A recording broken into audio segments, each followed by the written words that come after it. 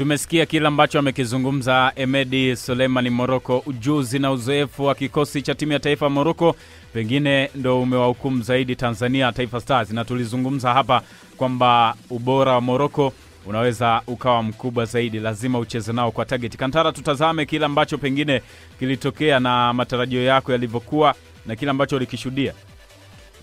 Matarajio, mimi sikutarajia kuwa Morocco tunaweza toka hapa mtihani mgumu sana, au tunaweza tukauliza maswali magumu sana kulingana na kikosi ambacho Morocco ambacho wameshakitengeneza kwa muda mrefu miaka iliyopita. Ni taifa ambalo limejipambanua kwa misimu 2022. Mimi sikushangaa sana Morocco kumtoa Ureno katika mashindano ya kombe la dunia ambayo ilifanyika Katari. Wakamtoa Croatia. Waliwatoa timu nyingi ambazo zilitolewa na Morocco zikiwemo hapa za Afrika ni majanti wa soka, lakini unawatoa kina Croatia, unawatoa kina Portugal na wengineo ambao wakina timu nyingi ambazo zilitolewa.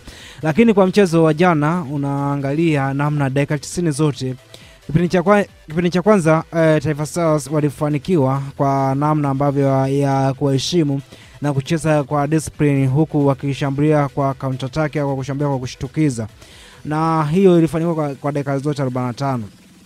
Lakini kwa dakika 45 za kipindi cha pili, zile dakika 15 cha awali kwenye kipindi cha pili, Taifa Stars magoli yote waliruhusu kwenye kipindi hicho. Kwa maana hiyo walirudi wameflop kidogo kwenye mentality ambao walimaliza nayo kipindi cha kwanza. Kwa hiyo wakina Ibrahim Diaz wana uwezo wao mkubwa, maturity yao wapo kwa kikosi cha Real Madrid, uwezo mkubwa. Wakina Shrefu miongoni wa watu ambao wamesema kwenye magoli yao ndo wakafunga goli la pili.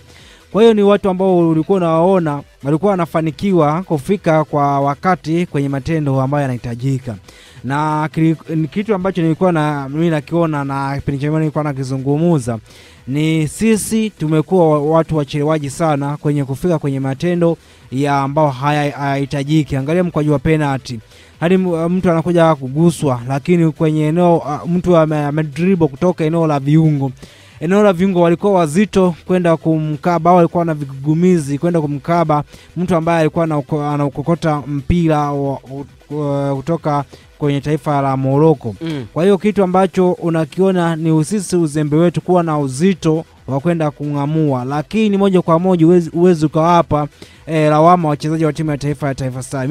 Mimi nawapongeza kwa hivi walichojitahidi.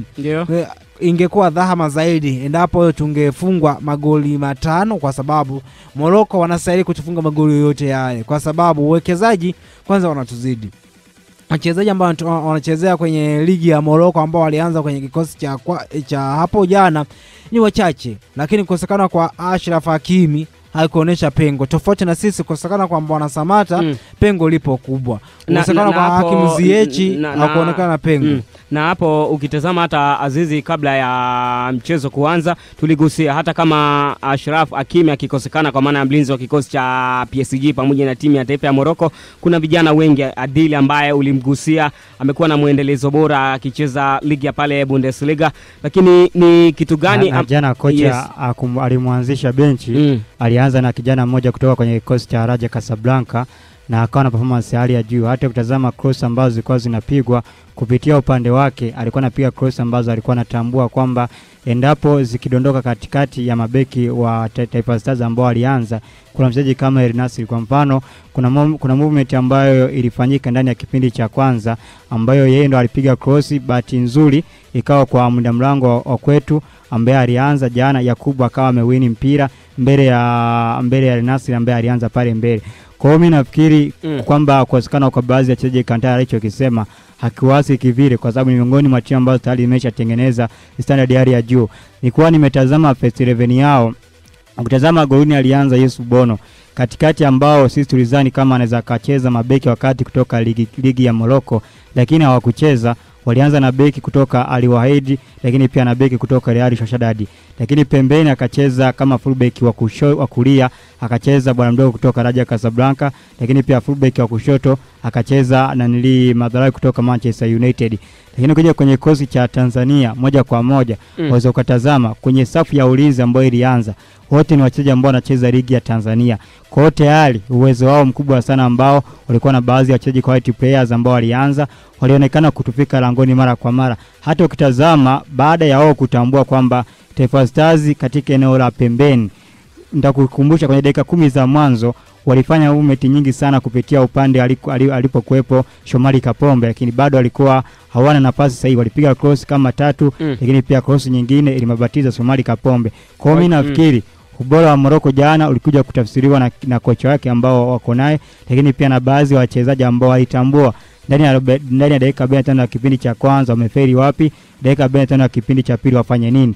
Hata ukirejelea kwenye rekodi, Morocco akiwa nyumbani kuwasumbua zaidi ndani ya dakika 45 kutoshana nguvu ya 0-0 lazima jisifie zaidi. Lakini nitaka nizungumzie kidogo, licha kwamba Tanzania tumepoteza mchezo wetu wa Morocco, lakini tunapoelekea inawezekana ni beta zaidi hata kuliko kule tulipoanzia. Kwa hiyo Azizi, kila ambacho wachezaji wamekuwa kikionyesha kwenye michezo ya hivi karibuni tumepiga hatua ukilinganisha na miaka ya nyuma. Ukitazama miongoni mwa mataifa ambayo yamekuwa yakitusumbua kila tunapokutana ni mataifa ambayo yanatokea ukanda wa UNAF ama ukanda wa kaskazini. Ndio maana tulikuwa tunazungumza hata kabla, ukiangalia timu ambazo zinatokea ukanda wa kaskazini zote ukiachana na Libya, kwa maana zote zinaongoza makundi yao. Kundi ambalo tupo sisi Morocco anaongoza, lakini kundi la Misri yeye ndo anaongoza, Tunisia pamoja na Algeria. Kwa hiyo kuna namna ambavyo mataifa mengine yanapaswa kujiangalia zaidi ni kitu gani ambacho wanapaswa kukiboresha ili kuhakikisha tunaendelea kupambana na haya mataifa ambayo tayari ni majiant katika soka la Afrika. Inaonekana zaidi kwamba yani wao ni miongoni mwa mataifa ambayo kwa kitu cha kwanza ukitazama PS11 yao, nilikuwa najaribu kutazama kwenye kosi cha timu ya taifa ya Tanzania, ukitazama wachezaji ambao walianza leo unaweza ukapata hata wachezaji 3 ambao wanacheza ligi ya nje, wachezaji 2 tu. Ninazungumzia Semena Pigodi Msuva, lakini pia na Milosho. Wachezaji wengine wanacheza ligi ya ndani.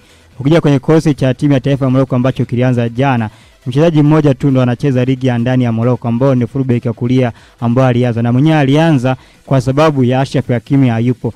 Ukienda Algeria, nilikuwa natazama Algeria jana, kuna mshambuliaji kutoka Wolfsburg ya pale nchini Algeria, kutoka nchini Bundesliga na amefunga magoli 3 kwa maana ligi ya Bundesliga pale nchini Ujerumani. Ukienda Tunisia PS11 yao unaweza kutazama baadhi ya wachezaji wao wanatoka nje ya mpaka ya Tunisia.